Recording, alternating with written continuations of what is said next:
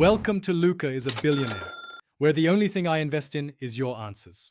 In this video, I will show how to make chicken noodle soup with chicken broth. First, let's gather our essential ingredients. You will need about 2 pounds of boneless, skinless chicken, 8 cups of rich chicken broth, and 1 cup of egg noodles.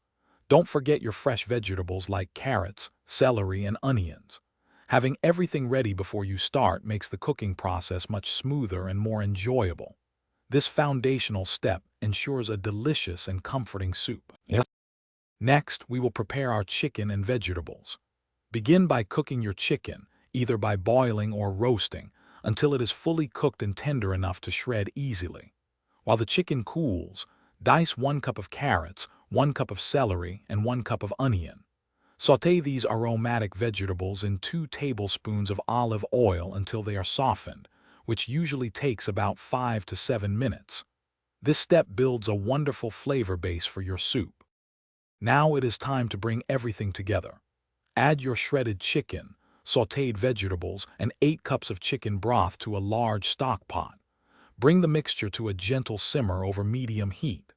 Allow it to simmer for at least 20 minutes, letting all the flavors meld beautifully. If you are using egg noodles, you can either cook them separately and add them at the end, or add them directly to the soup during the last 10 minutes of simmering. Finally, let's add the finishing touches to our comforting chicken noodle soup.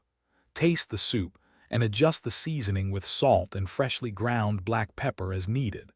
You might also want to stir in about 1/4 cup of fresh chopped parsley or dill for a bright, herbaceous note.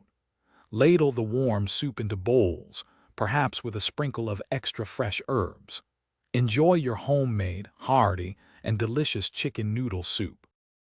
Thanks for watching and please subscribe. It's the best investment you'll ever make.